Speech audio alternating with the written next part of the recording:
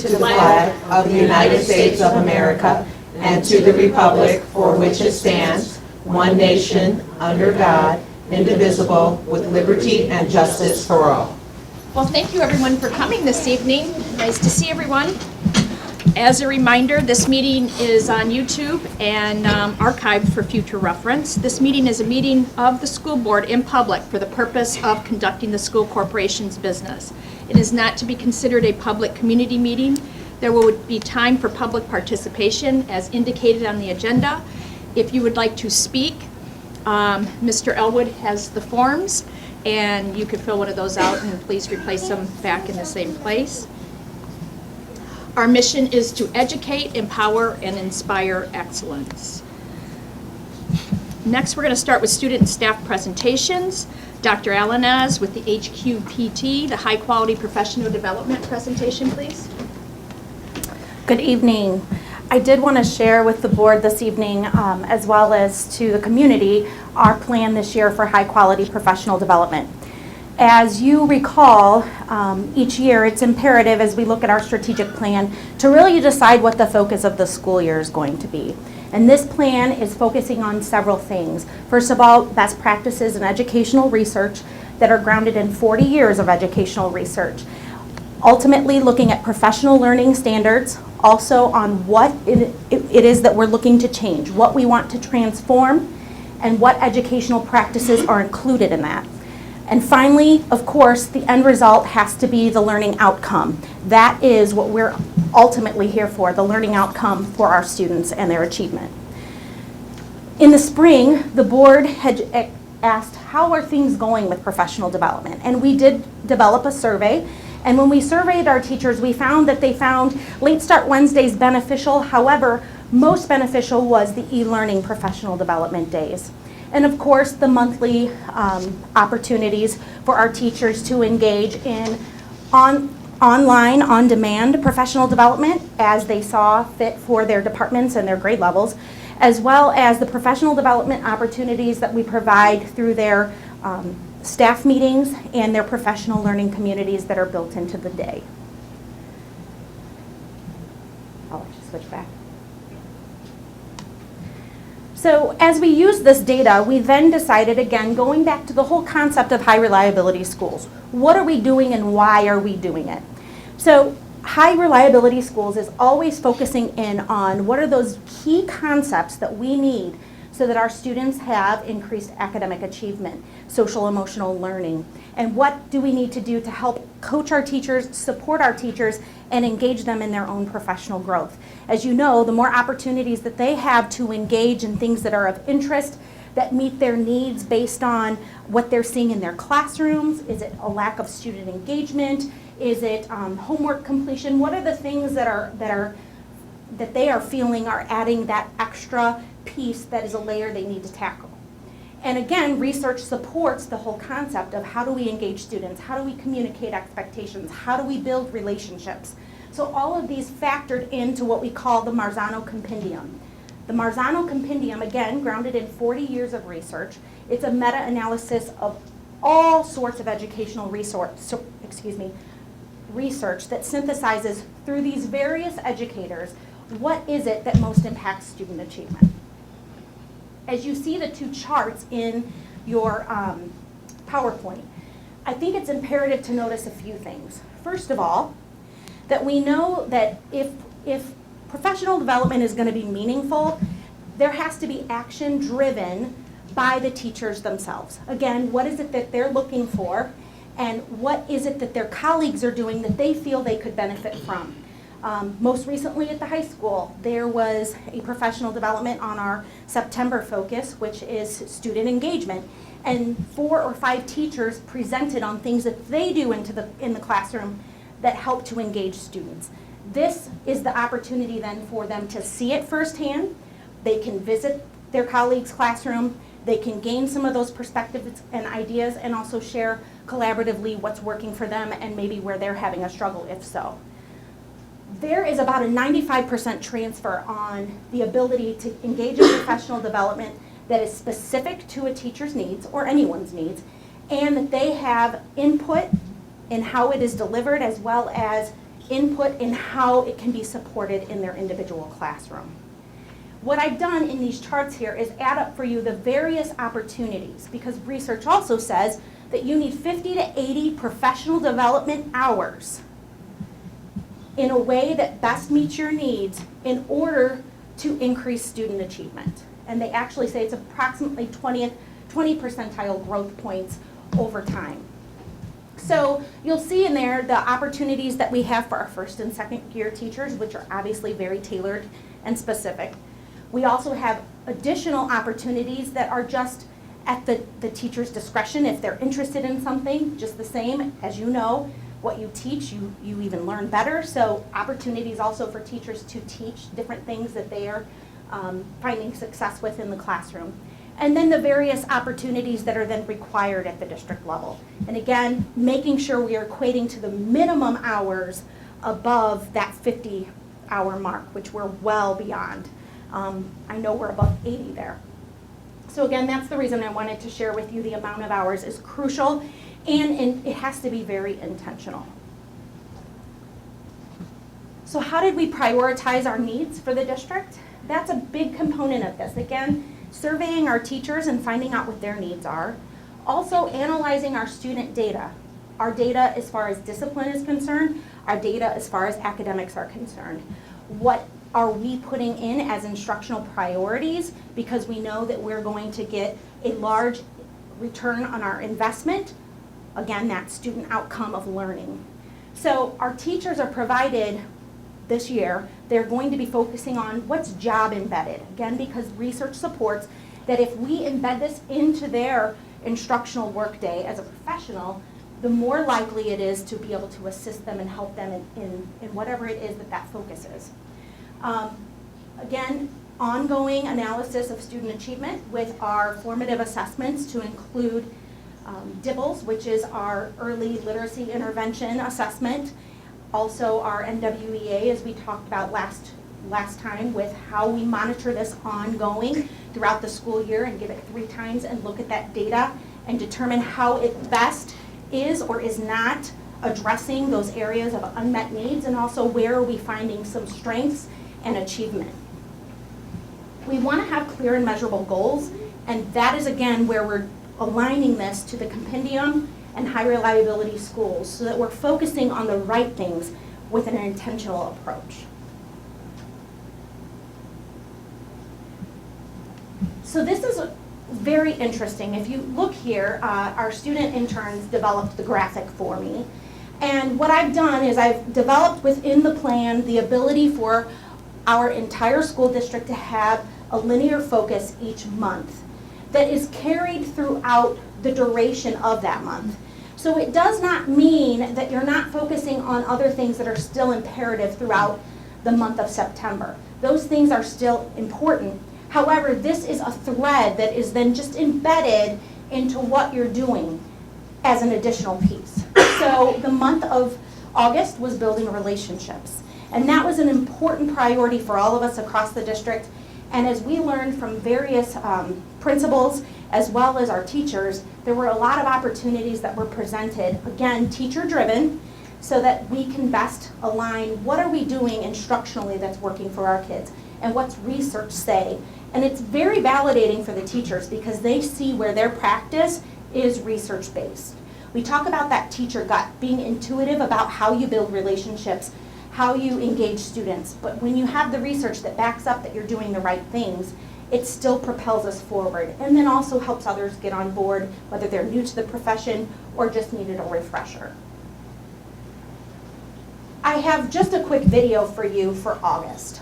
August, again, was building relationships, and this says it all. Our principals have shared this, and we've shared it also with our district quality team.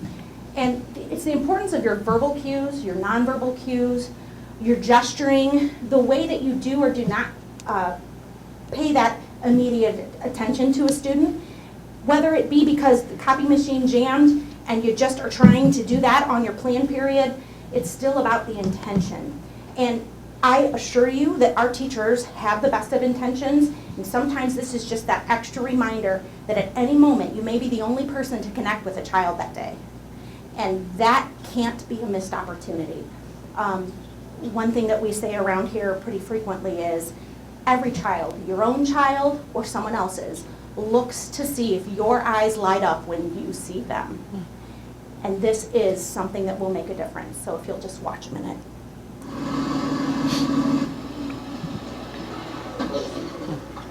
Hey, Mr. Q. Did you see that? Why would somebody do that? Please go into the classroom, no talking, quietly. Hey, Miss Meredith, how you doing? We need you inside. How do you think that makes us feel? I forgot my number. What's your name?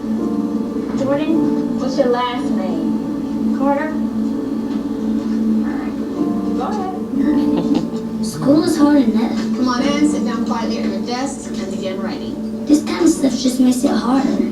I said quietly, please. Who's talking? Is it you, Sophie? Don't let it be you.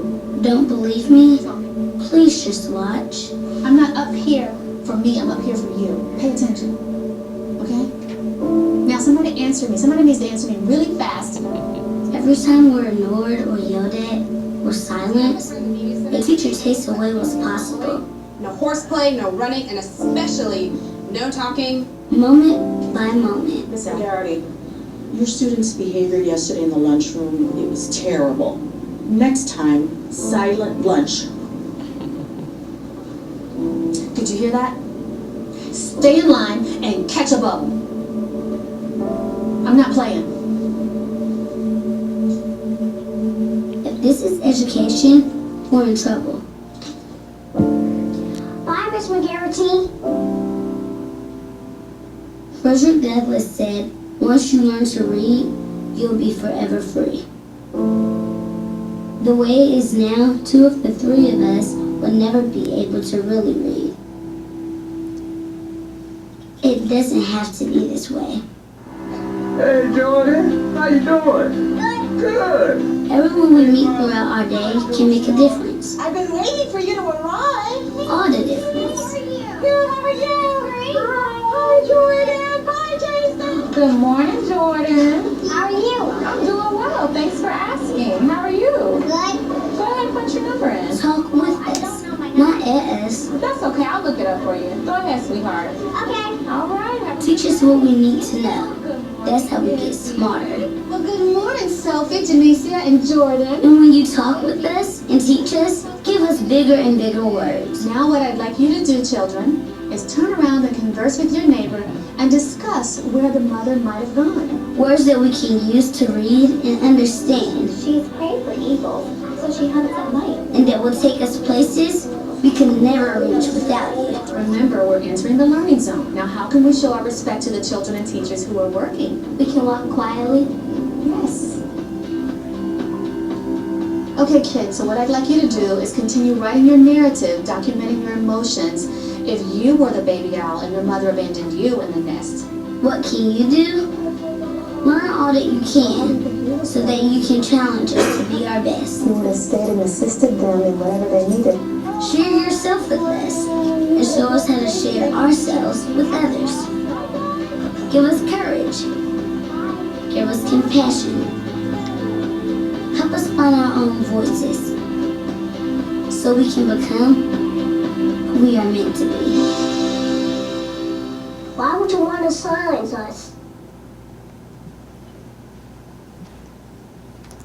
So again, as you can see, the importance of the relationship really comes before anything. And our teachers understand that, our support staff understands that. It's our important priority this year to make sure that we continue to embed that as we go along throughout the school year. Interestingly enough, we had a visit from the State Department and the individual who oversees social emotional learning at the state level. They've asked us to host in October a summit that will be held for the first time in Northwest Indiana because we advocated that they don't typically come our way. So they will be hosting here in October. And furthermore, when they did come to visit and they came into our high school, and many of the teachers here today were there when that visit was taking place, and they said that they felt the priority being relationships for students. They felt it. And that's been something we've worked very diligently on because, as you know, in the age of accountability, it becomes very easy to unintentionally focus so heavily on the curriculum that it doesn't any longer remain student-centered. And our teachers are working diligently to make sure that that student-centered focus is the priority. When the State Department asked Mr. Wilson and I and Dr. Stevens what it was that we were doing, I said, we have decided that the priority in this school district is building relationships and the social emotional well-being of our students, their safety and security, and their overall well-being.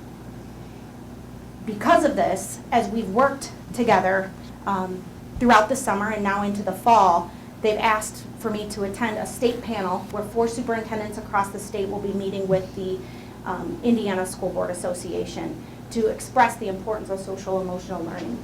And again, the reason I share that is because it's truly the efforts of our entire team. It's the efforts from every single individual in the classroom. It's the bus drivers, it's our cafeteria employees, it's everyone. It takes all of us, as you know. It takes the board, it takes all of us. And I think that we are making a huge impact, and we're just getting started with what it really means to put our kids first. As we move on through the month, as I shared with you, September is engagement. How do we engage those students who are reluctant to engage? How do we engage students who not only are reluctant to engage, but also incorrect when they are engaging? How do we bring them along positively, redirect that behavior, preserve the dignity in the relationship? Again, we have some real masters in this district at being able to do those things, and we want to make sure we share and prioritize those things because it helps our teachers to understand, most importantly, that what they're doing is making a difference, and those additional pieces, when students feel safe in the classroom and the relationship is strong, the learning is truly just what happens. It becomes that magic. I just want to share with you, we've focused in the district for a very long time when Dr. Furtasha was here on the art and science of teaching, and now Marzano has released the new art and science of teaching. This is what the compendium is based on and is what we're using as our specific research for making sure we're meeting the needs of our students. I'm going to switch back to that. October, I'll just give you a glimpse, is communicating expectations. Again, that ability to reach reluctant learners. And what I would like to propose is, as we move through our high quality professional development plan for this year, that each month we have different teachers and students to just share a quick glimpse of a focus that they're working on that meets the direction of the district in that intentional approach. November, rules and procedures. Something again that we need to revisit throughout the school year, because as you know, as the year unfolds, we sometimes need those good reminders. So making sure that those are also in place.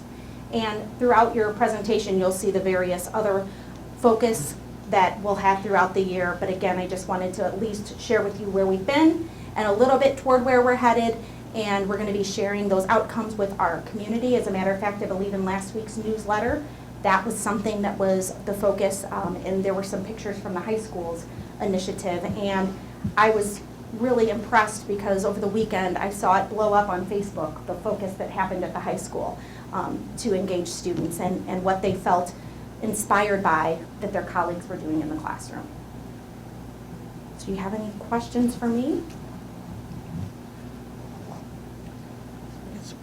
My question when I was reviewing it, prior to the meeting was why wouldn't routines and procedures be presented earlier? As we know, Harry Wong, the experts all say that it should be the focus for all teachers, whether you're a beginning teacher or a teacher with 20, 30 years of experience.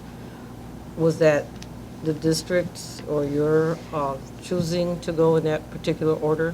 What we are looking at is we're continuing what we consider a normal unfolding of a school year. Rules and procedures are always going to be that first priority in a classroom. So this is not to supplant what is a normal focus in a school building and in a teacher's classroom. It is to enhance. So how do you also, while building rules and procedures as your priority foundation for that first month of school, make sure you're prioritizing relationships and student engagement. And that's why when you see in November rules and procedures coming up, it's a revisit. So it's almost like you've got that, the rules and procedures, they're going to come first, and they come very heavily in our year 1 and 2 teachers training. But also, it's something that as they're starting to develop that, how do they prioritize relationships? Just the same if you're a veteran teacher. Rules and procedures are going to be that primary focus for you because you know what it takes to set up a learning environment, and you know that that's a priority. However, how do you also engage students by building the relationship so that there is times that you're the instructional leader and sometimes that you're the facilitator. And in the rules and procedures, the collection of the information you gather from students about how a classroom learning environment should look, they've got really good ideas. And again, you start to build that mutual trust and respect, and comes from that a relationship. I guess I have another question. The presenters, are they our own experts, or will you be hiring outside speakers? What we have is our own experts, and what's happened, it's been a wonderful way that it's unfolded. All of the research practices, we are meeting monthly. Principals are reviewing the research alongside each other, really taking a glance at, you know what, these are some really good concepts. How do we focus in on a few of these so that we can share amongst the building what's working well for us or what we might want to strive toward? But to answer your question, we're using our residential experts. There's nothing better, again, when we talk about on-demand training, that job-embedded training. I need to know that if something is happening in a classroom on the next floor, I can go there and I can see it. And I can ask questions and I can be vulnerable with a colleague. And it's not always that simple to go to an outside source. I think that there's always got to be a good balance between transforming internally and then also propelling us forward with a new challenge if there's something that is needed to have an outside consultant. But sometimes that good research-based practice is literally across the hall, and sometimes those teachers don't even realize that they are a residential expert. And how do we help them to understand just the value they bring to students and to the classroom and the learning environment, and help that to be celebrated, help that to be noticed, and help others learn and grow from it. Thank you. Great presentation, thank you. Good job, thanks. Yes, very good, Dr. Alaniz, and thank you for that presentation. If you could keep up on the different months and bring those to us monthly as board updates or even presenting them here at the board, that back to the community, that would be really good. And with Moran, I can't say it right. Marzano's research, he did not start in education, that concept. So if I'm not mistaken, I was trying to look it up real quick, but I know it's in the hospitals, and it's really just the concept of what he does is in the hospitals. And I think in 2008 he started to get into education. And around that time is when Dr. Fratasha originally brought the concept to Portage Township schools. Some of you might remember that. And that research and that information that he brought with curriculum eventually made Portage Township School District an A district when we were measured that way. Portage Township Schools was a school district, if I'm not mistaken, 3 years in a row, and the only Porter County school district to remain an A 3 years in a row. Some went from an A to a B, some went to a B to an A, vice versa, but we are the only one. So this does work. I do remember that it did work. And then when you brought in high reliability schools, and we were all like, oh, we're going, here's something new, and the board always kind of gets a little frazzled with that because these programs are expensive. Right. And you're like, no, that is his research, and it just brought it in, like you said, a new book into a new concept. And that is something that I remember looking back at one time, is that, and I don't know if this is still the case, there was different layers and different kind of degrees that you could be almost like at a mastery level. And then if you got to that qualification, like it is a mastery level, then you actually got grant money from that organization. So I don't know if that's the way it still is. Is it still levels? There are still levels. Okay. There are 3 levels that we have to synchronize all at one time to be able to be truly highly reliable. The first is a safe and collaborative culture, of course, for our students, and our staff. Because again, how do you take risks in your instructional practice if you don't feel comfortable going across the hall and saying, I've noticed you have a connection with this kid, help me get a connection with this kid. Because it can happen. And so that's that safe and collaborative piece where we can learn from each other as professionals, we can look at the data, we can say, hey, what am I not doing that you're doing? Because we got very different results on this same assessment. How did you present this information?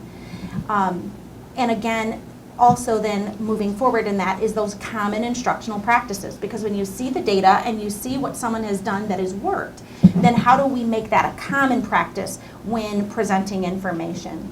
And then a guaranteed viable curriculum. As you know, this is imperative because if we have 180 school days, there's about 150 that are truly instructional days. So how do you fit the curriculum into that span of time? And Marzano will tell you that in the 12 years, well 13 years if you include kindergarten, with the standards that we have, it would take 23 years to teach them all. And so is that a guaranteed and viable curriculum? You have to prioritize not only what's on a state assessment, but what our kids need to be able to be successful in the next grade level, and of course in their life beyond high school, in post-secondary and careers.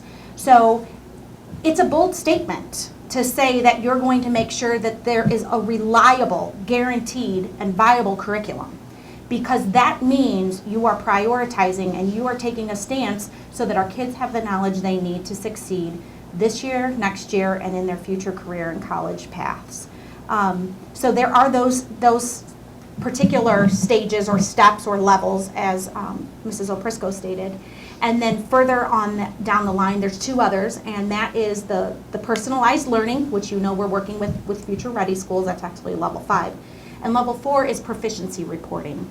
And we're moving mountains with proficiency reporting fully at elementary level. We are doing a combined effort at middle school and high school. Our teachers are using proficiency scales. The great concept behind that is very simple. It tells a parent what my child can do and what they know and understand.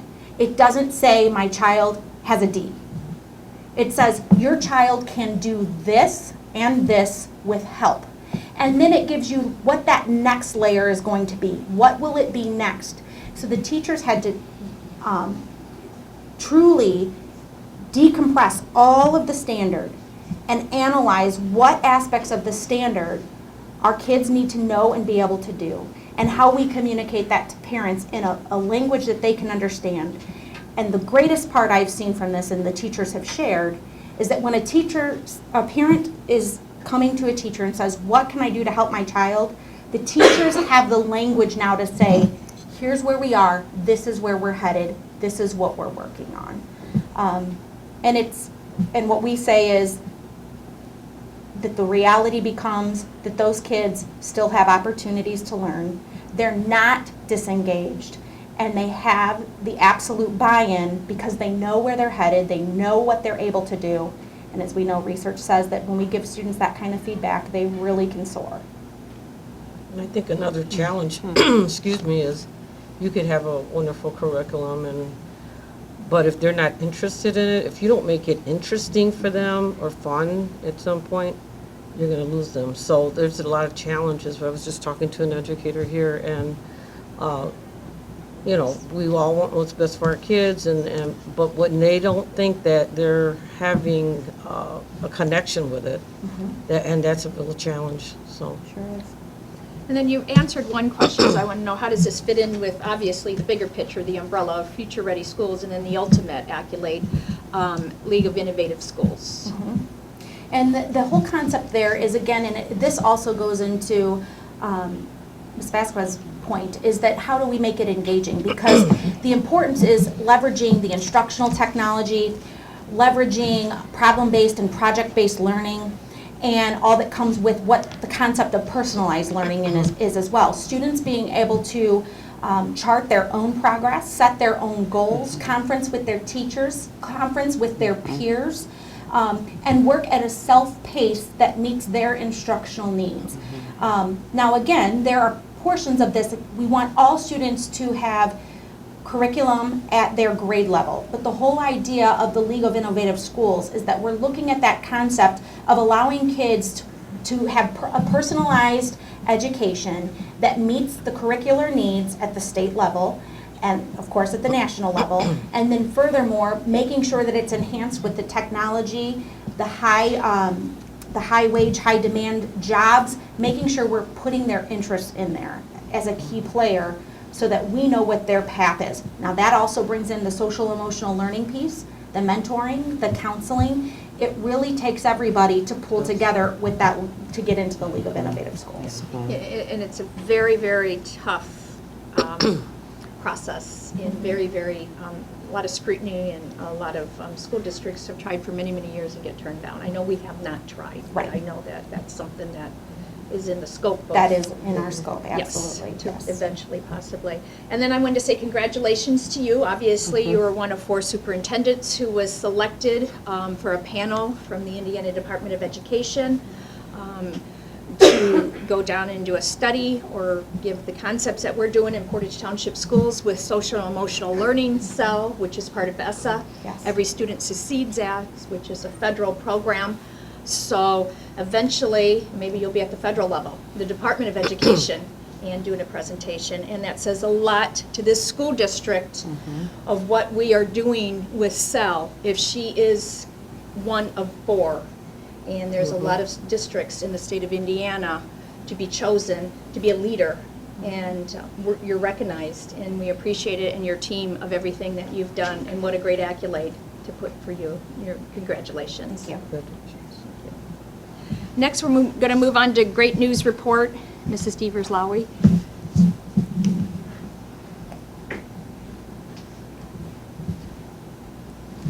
Good evening. I like that you called it the Great News Report because I have a great deal. So, yeah, we might want to get comfortable. Our faithful students celebrated the start of the new school year at their back-to-school bash. The after-school celebration included soap suds, kickball, basketball, tug-of-war, bumper balls, and more. The students and staff had a great time, and even our Portage Fire Department came and created what I like to refer to as the ultimate sprinkler. Very cool. Mrs. Sopko's 4th grade class at Saylor Elementary School completed a paper chain STEM activity. Students were put into groups and given a sheet of paper, scissors, glue, and instructions. They had 30 minutes to use their materials and make the longest paper chain in the class. Students had to plan before they began and work together to build their chain. NLMK Indiana recently hosted a school supply drive to benefit the students of Portage Township Schools. Their employees collected and donated over 2,000 items to our students, and we thank them for their generosity and support. The Golden Living Center Fountain View Place made a generous donation to Jones Elementary School. Mrs. Rumler's class received 3 levels of a math review set, 2 sets of Colorations math review stampers, a class set of 20 Letters Alive books, and additional school supplies. We thank them for their generous donation as well. The kindergarten classes at Kyle Elementary are learning about ways to feel confident as they begin school. This is such a cute activity. The students recently read The Kissing Hand, a story about a young raccoon who is afraid to leave his mother to go to school. After reading the story, the students made raccoon masks. Teachers participated in professional development opportunities, as you recently heard about, that focused on student engagement during Late Start Wednesday. The teacher-led sessions at each building allowed our educators to share their methods of ensuring students are focused on learning in their classrooms. Portage High School art teacher Mrs. Brainer presented an exciting session on activities that she uses in her classroom, including one called Art Ball. Mrs. Brainer passes around a volleyball containing art-related questions, and upon catching the ball, the students must answer the question located closest to their right thumb. I've used that method too, and it's very fun. Kids like it. Students who participated in the STEM camp over the summer are now serving as STEM champs at their schools. The students received ID badges this week identifying them as students who can mentor their peers and their teachers on innovative learning lab activities. They said that they were very excited to work with the Spheros and the drones. They're excited to teach about that. And I believe that was somewhere around 50 students throughout. Correct. The elementary schools that will be mentoring teachers and other students. Amazing. Portage High School kicked off its newest club, the Portage Gaming and Creative Media Community. This organization encourages team building and critical thinking through a shared interest in both tabletop and digital gaming. Their goal is to eventually form teams for an esports league. For the first time in 15 years, Fakeley Middle School is hosting an 8th grade cheer team. The Fab Five, as they call themselves, performed an exhibition for their families after just 3 days of practice and did an amazing job. I have a video posted on our Facebook page if you would like to see it.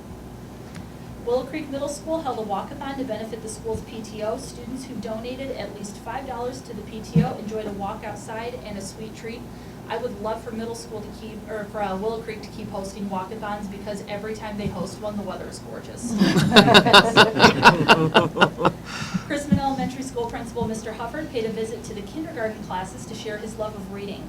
During his visit, he read Dragon Was Terrible by Kelly DiPuccio, Go Away Big Green Monster by Ed Emberley, and My New Friend Is So Fun by Mo Willems. The students loved listening to him read. Students in Mr. Ruskowski's computer, I always have to think about his last name, Ruskowski's computer class are learning how to make music through code. The students programmed the computer keyboard to respond with musical notes. Each student in the class created their own code and song, and they have a fun little game of Name That Tune on their Facebook page as well. For upcoming events, we have the mobile marketplace, which will be at Portage High School this Thursday at 4 o'clock. Portage High School's College and Career Fair is tonight at 6 p.m. with financial aid presentations at 5:30 and 7 p.m. Myers Elementary School will be holding their annual Pinwheels for Peace event on September 11th. The Portage High School Marching Band will be competing at the Brownsburg Marching Band Competition on September 14th, so we wish them good luck. And Homecoming Week begins September 23rd, and everybody's very excited for that. And that's our great news report. Well, thank you, and there is a lot of great news in it, yes, we appreciate that. Thank you. Does anybody on the school board or superintendent have anything under agenda adjustments? No, next we're going to move on to board development.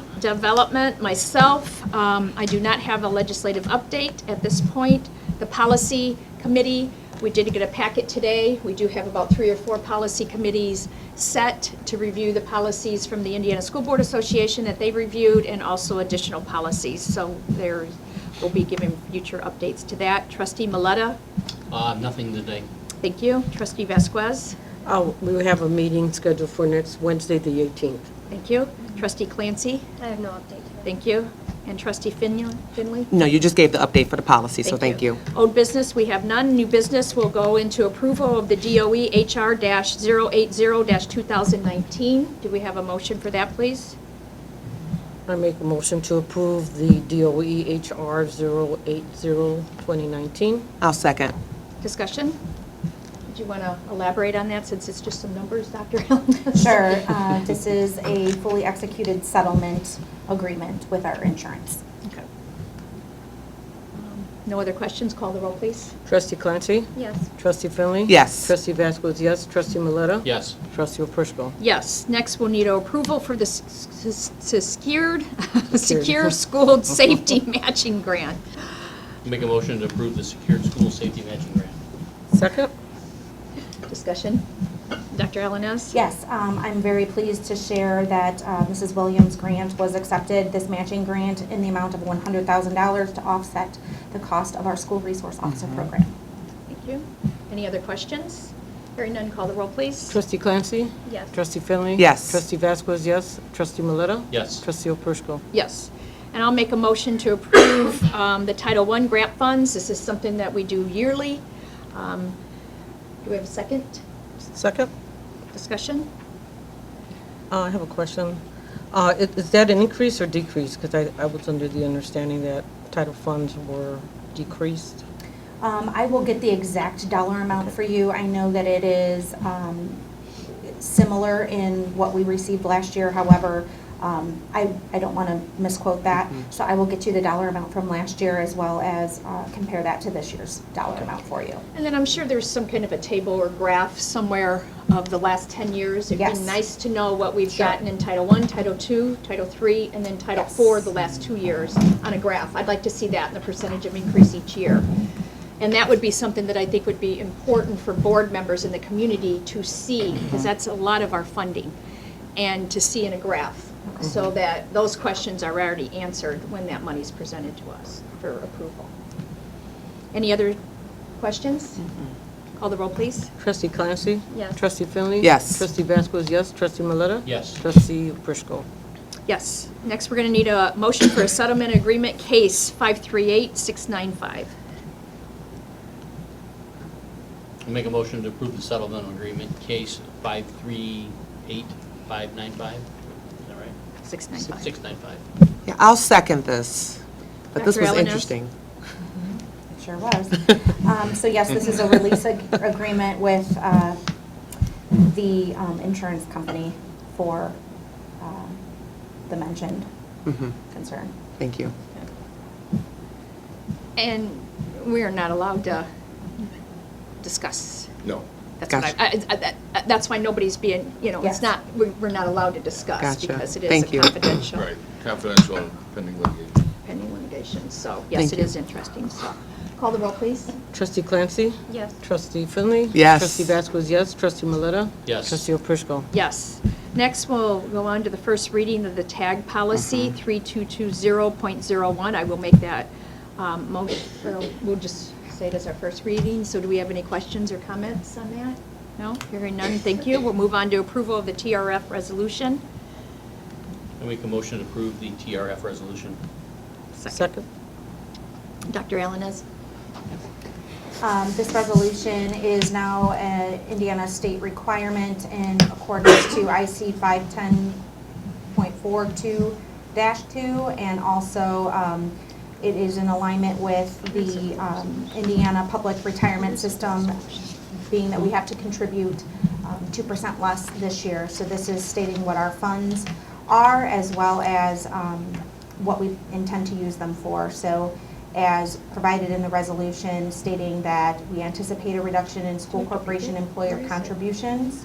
Where is it? We need to read it. Yeah, do we need to Just read that dawned on me resolution? that I Oh, don't have it. there you go. You need to read the resolution. It is attached under 6.06. Mhm. I don't have it. I must not be at the right. Do you have it? I So I have could it. read it? Mhm. Yep. What the heck is it? Sorry. It's okay. I might be on the, You have it? no, I got it now, but I might be on the. You might be on the other public. side. But why isn't, this needs to be posted on public site? We only keep It things definitely should have private been. until we approve certain things like personnel, but everything else Yeah, should be resolution should have been public. public. So that's kind of good I was on that. In any event, we should, yeah, it needs to be read. Yeah, I'm gonna read it, but there's not much that's private. So Right. let's put for anything on our agenda. Everything's public, but a few things. So if you could go over that with Mr. Elwood and Cindy, Yeah, so I'll that get with she Cindy. knows what's, because I don't look typically at the public site. And it shouldn't be much different.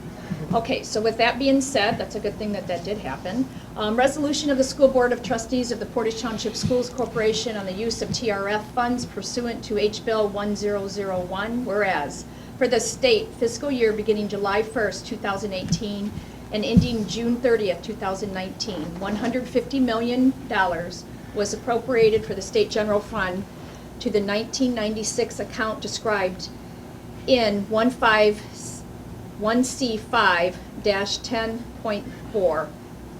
1C5-10.4-2S2 of the public retirement system established by IC 5-10.2-2. And whereas the Indiana Public Retirement System established by IC 5-10.5-2 reduced the employer contribution rate as of July 1st, 2019 for the 1996 account described in, once again, IC 5-10.4-2-2A2 by the normal cost for the 1996 account described in IC-5-10.4-2-2A2 plus the surcharge required by Indiana Code IC 5.10.2 A to B, and whereas after July 1st, 2019 and before October 1st, 2019, the governing body of each school corporation at a public meeting shall determine the dollar amount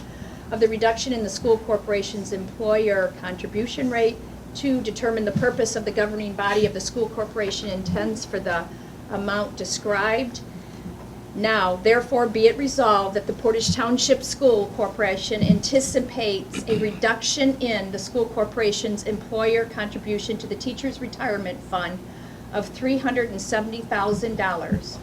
Be it further resolved that the anticipated dollar amount reduction shall be appropriated by the school corporation to pay increased costs in the education fund for professional development, teacher salaries, and or to replace revenue reductions as calculated from the difference between the FY 2020 state tuition support formula and the FY 2019 state tuition support passed and adopted by the school board of trustees on this day, September 9th, 2019.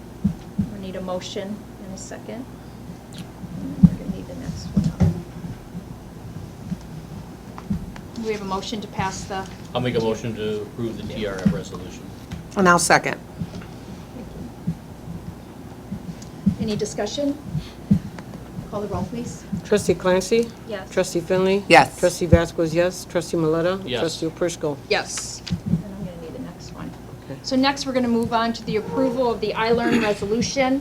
I asked Dr. Alaniz to check with the Indiana School Board Association to get a resolution for the school board to read. Since the state of Indiana, this is the first time that they've used iLearn, and the host state, I believe the average pass rate for the state was in the 40s. Yes. If I'm not mistaken. So the governor said that he would hold each school district harmless. This is a resolution from the school board to support that decision. Resolution of the School Board of Trustees of the Portage Township Schools Corporation emphasizing the need for the Indiana General Assembly to hold schools harmless from iLearn testing results. Whereas for the 2018-19 school year, the state of Indiana adopted the iLearn standardized test as a replacement for the ineffective and costly iStep Plus test. And whereas the iStep Plus test was excessively long for students to take, costly to administer, and not reflective of current Indiana academic standards, and whereas the results of the iStep Plus test were used to grade school districts with test results directly affected district funding, administration, and teacher pay, and whereas students and parents received iStep Plus scores as a way to gauge and benchmark student achievement, and whereas the ineffectiveness of iStep Plus and the test results had a direct negative impact both on the school district and school students and parents due to the test results not being accurately reflective of student and school achievement. And whereas the iLearn replacement assessment was intended to address the aforementioned issues with iStep Plus, as well as many others, while properly assessing student achievement. And whereas the first administration of the iLearn test was during the 2018-2019 school year, with test results being released by the Indiana Department of Education on September 4th, 2019. And whereas the iLearn results indicate statewide less than 50% of students pass the test overall in any individual section of the test, and whereas the State Superintendent of Public Instruction, Dr. Jennifer McCormick, while the 2019 iLearn results do not provide a true reflection of the performance of Indiana schools, they do once again show us the importance of developing a modernized state legislated accountability system that is fair, accurate, and transparent. And whereas the initial iLearn test results indicate the test as currently designated and administered is not fair, accurate, or transparent, and whereas Superintendent McCormick has also called on the Indiana General Assembly to place a hold harmless year of 2018-2019 school letter grades, and whereas the Indiana State Board of Education passed a resolution on September 4th, 2019, indicating the board will refrain from assigned school letter grades for the 2018-2019 school year until the General Assembly takes action to hold schools and teachers harmless. Now therefore be it resolved that the Portage Township Schools Corporation respectfully requests the Indiana General Assembly pass legislation at the first possible opportunity which will hold school districts harmless from any negative effects to school accountability grades based on iLearn results for the 2018-2019 school year and provide the Indiana Department of Education sufficient regulatory authority to review and revise the school accountability system, passed and adopted by the School Board of Trustees on this 9th day of September 2019. We'll need a motion for that, please. Make a motion to approve the iLearn resolution. Second. Discussion with that. That will go, both of those resolutions then will go to the governor, the Senate, and the House. So, to every member from us. Any other questions? Call the roll, please. Trustee Clancy? Yes. Trustee Finley? Yes. Trustee Vasquez, yes. Trustee Maleta? Yes. And Trustee Oprisco? Yes, and thank you, Dr. Alaniz and Mr. Elwood, for beefing that up and Yes. getting that done for us. We You're appreciate that. Next, we're going to have a report out in the public hearing bargaining of September 9th. Dr. Alaniz. Yes, in accordance to SEA 390, the public hearing of Portage Township Teachers Association and the Portage Township School Corporation took place September 9th, 2019 at 5:00 p.m.